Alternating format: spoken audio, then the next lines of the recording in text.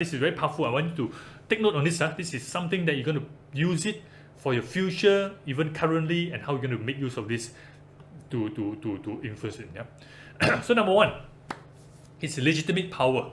Yeah. Legitimate power means it's based on the person's former position and hierarchy structures. Yeah, that means because of, in other words, because of the title given to you. You are the president of certain clubs or certain societies in your university right now. If you're the president or the committee members, or you're the vice president, or you're the team leader, whichever, you have a certain title comes with it, right? That gives you a certain rights of positional power. Because you're the president, you can now kind of like order people to do things, and people tends to listen to you because you have the authority. And when you speak, people tend to listen to you because you are the president, right? People respect you, people give you the due recognition, or people give you face, right? Right? So number one, this legitimate power, it comes with the position. Yeah? So that's number one. So what's number two? The power to reward. Yeah. So usually, if you are the president of you are the leader or the president in your society right now, right? You will have a certain power to reward as well, right? However, have you ever met someone who may not be of certain title or position, but they have the power to reward? You have, right? Sometimes maybe it's the committee member of a certain clubs you're in or certain organization they're in.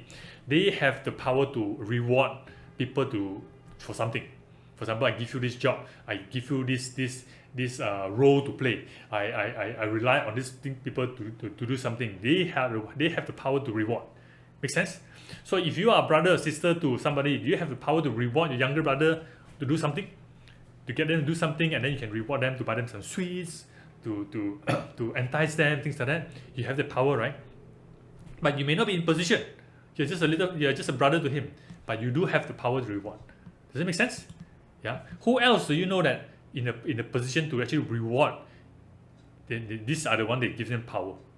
Does it make sense? Yeah. Are you getting me? Yeah. If you're getting me, put a 3 first. Let me know that you're still with me. Put a 3 there if you are getting me. Yeah. Understand, right? Clear, right? Okay. Thank you very much. Okay. So what's number 3 now? Okay. Number 2 is legitimate. Number 2 is reward. What's the opposite of reward?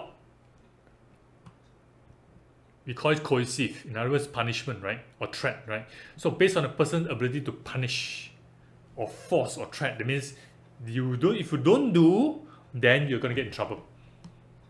Now sometimes we use this power, right? How many of you here who are elder brother, things like that, or even to your junior schoolmates, right? And you said, you better do it. If not do it, then you're going to get in trouble. I'm not going to recommend you. I'm not going to do this. You have a certain force, and that person have no choice. They have to do, because if they don't do it, you're going to get in trouble. Get in trouble from you, or get in trouble from whatever because the things that you can actually act on them. Does that make sense? Yeah. So this is the thing. So number 1 is position, power, reward, and coercive. Okay. What else? Number 4. What is number 4? Okay. Number 4 is, oops, go back one. Number 4 is expertise. Expert. You are the expert in your own field. You are expert in certain knowledge and skills. And because of that, people come to you. People come to you for advice. People come to you to discuss with you. People seek your opinion first before they decide on certain things. Does it make sense? Yeah. Have you ever met people, even though they may not be the manager or the leader in the group or the team leader, or they may not be the president of the society, but even the president will go and talk to some people who are expert in their own field and ask them for opinion first before they decide. Anybody? Yeah, you know, right? Sometimes it could be senior person, or it could be someone who's been there for a long time. They know everything ins and outs. They just have to, because they are expert in what they do. People come to you for advice, for support. Make sense? Yeah. And finally, number 5 is referent. Referent is talking about the person's characteristics. And usually they're talking about people who are very attractive, people you tend to admire, you tend to follow. You know, right? Like the influencer today, the influencer of the Facebook, the Instagram, and all this social media, or maybe celebrities. These are people that you attract to, right? And they have certain sources of power because of what you like them, because of their their celebrity status because of their face, their pretty face, right? And you admire them so much. Whatever they say, you're like, yeah. You get influenced, right? Use this cream for to make yourself beautiful, okay? Or use this product to slim down, you know? Or wear this clothes, wear that clothes, and you get to be influenced by them because why? They are the celebrity. They are the people they look up to. Does that make sense? Yeah. So this is, you can actually this little 5 sources of power, you can check it out from the internet. It's by John French and Bertram. It's a long time ago. We really known about this 5 sources of power long time. But the question is this: how do you make use of this? How do you make use of this power? Because if you are a leader, right, you have this 5, but some are more, some are less, depending. So the question I want to ask you is this: yeah, which of these 5 do you normally are more powerful? That means people are influenced by you because of this 5. Which one?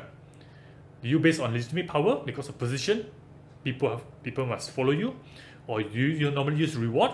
Do you normally use coercive to threaten people? Yeah. Now I'm a father, right? I have a 7-year-old kid.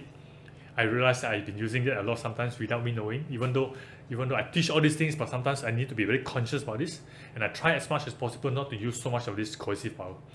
Because like for example, I talk to my son Shane and say that, hey, you better do well in your exam, otherwise you got no TV, right? Or sometimes you force him to, you better finish your work first, otherwise, or else you can get in trouble.